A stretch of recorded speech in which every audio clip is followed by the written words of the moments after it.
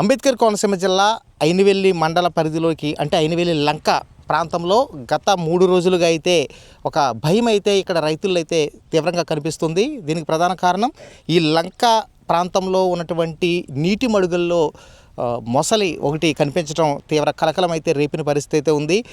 ఇక్కడకు అంటే ఈ నీటి మడుగుల్లో వేటాడేందుకు అంటే మత్స్యకారులు కొంతమంది వేటాడేందుకు వచ్చిన క్రమంలోనే ఈ మొసలి వారి కంటపడింది.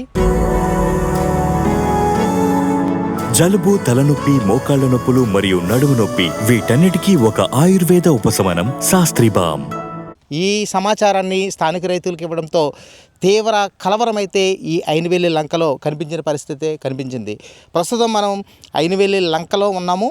ఈ నీటి మడుగుల్లో ఒకసారి మన విజువల్స్లో చూస్తే ఇదిగో ఈ నీటి మడుగుల్లోనే మొసలి ఒకటి సంచరిస్తుందని ఇక్కడ స్థానిక రైతులు చెప్తున్నారు. అంతేకాకుండా ఇక్కడ ఈ ప్రాంతంలోనే గట్టు మీద ఒక సుమారు ఒక 5 అడుగులు 4 నుంచి 5 అడుగులు ఉన్నటువంటి మొసలి అంటే భారీ మొసలి ఈ ప్రాంతంలో పైకి గట్టెక్కడం కూడా చూసామని కూడా ఇక్కడ స్థానిక యువకులు కూడా చెప్తున్నారు. అంటే ఈ మడుగులు ఈ భూమి అంతా కూడా ఈ లంక ప్రాంతంలో ఉన్నటువంటి ఈ భూభాగం అంతా కూడా పూర్తిగా జరాయితీ భూమి. దీన్ని కొంతమంది చెరువుల కింద అంటే మడుగుల కింద తవ్వుకుని దీంట్లో చేపలు కూడా వేశారని కూడా ఇక్కడ స్థానిక రైతులు చెప్పారు. అయితే ఈ మొసలి ఎలా వచ్చిందన్న ప్రశ్నకు గౌతమి నదిని ఆనుకునేటువంటి ఈ ప్రాంతంలో లంక భూముల్లో వరదలు వచ్చినప్పుడల్లా ఇవన్నీ కూడా భారీ స్థాయిలో వరద ముంపుకైతే గురవుతుంటాయి. ఈ ఏడాది దాదాపు 6 నుంచి 7 సార్లు వరద పోటెత్తడం ఇక్కడ మనం చూడొచ్చు. ఒకసారి ఎక్కడ ఉందండి మనకి మునిగిపోయిందే. అంటే ఇదిగో మనకి విజువల్స్లో ఇక్కడ తల ఎత్తుకుని తిరుగుతున్న విజువల్స్ కూడా మనకి కనిపించాయి. అంటే ఈ ప్రాంతంలోనే తిరుగుతుందని ఇదిగో స్థానిక యువకులు అయితే చెప్తున్నారు. ప్రత్యక్షంగా మనం ఇక్కడ లైవ్లో ఉండగానే ఈ ప్రాంతంలోనే ఒక మొసలి మనకి అంటే తల ఎత్తుకుని తిరుగుతూ ఉండడం కూడా స్థానికులు అయితే గుర్తించామని చెప్తున్నారు. ఇలా పొలం వెళ్తున్నామండి. పొలం వెళ్తుంటే ఇక్కడ ఇది మోటార్ కట్ చూసామండి. మోటార్ కట్ చూస్తే మోటార్ దగ్గర చూసామండి. మోటార్ దగ్గర చూసి మరకాలకి కవర్ పంపామండి. కవర్ పంపితే వాళ్ళు మొసలే కాదనేసి డౌట్ వచ్చి కవర్ పంపామండి. కవర్ పంపితే వాళ్ళు ఇత్తనం పిల్ల వేసుకున్నాక తెల్లవారుజామున 5 గంటలకు వస్తారండి. వాళ్ళు వచ్చి చూసి కన్ఫర్మ్ చేశారండి. ఇక్కడ తిరుగుతుందని కన్ఫర్మ్ చేశారండి. మేము వేరే దిక్కునే మడుగులో చూసామండి. అది అప్పుడు స్పష్టంగా వేరే గొయ్యి ఉందండి. ఇక్కడ వేరే గొయ్యి ఉంటే అక్కడ మడుగులో చూసిన వాడికి పైకి లెగిసిందండి. 4 టైమ్స్ చూసామండి అక్కడ. అది చూసిన తర్వాత మరకల్లో వచ్చి ఆయిల్ కట్టారండి. ఆయిల్ కడితే అవి కట్ చేసుకుని ఈ గోతులోకి జంప్ అయిపోయిందండి. అక్కడి నుంచి ఇక్కడికి వచ్చింది జంప్ అయిందండి. అక్కడి నుంచి ఇక్కడికి 2 కాదండి, ఒకటేనండి. ఒకటేనండి. మరి చాలా మంది 2 చూసామంటున్నారు. 2 కాదండి, ఒకటే ఇలా తిరుగుతుందండి. అంటే అనుకోవచ్చు మరి అంత దూరం కదా, అక్కడి నుంచి ఇక్కడికి రావడం కష్టం కదా.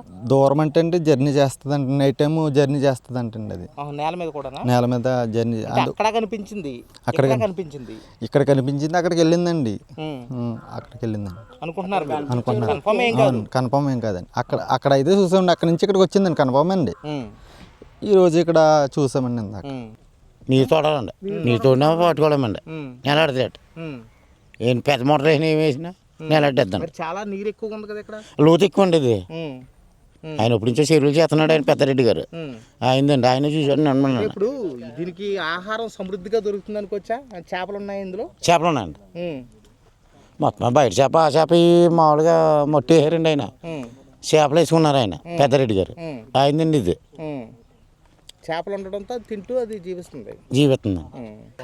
అంటే దాదాపు ఒక 4 ఎకరాల విస్తీర్ణంలో ఉన్నటువంటి ఈ భూభాగంలో నీటి మడుగుల్లో ఇక్కడ సంచరిస్తుంది.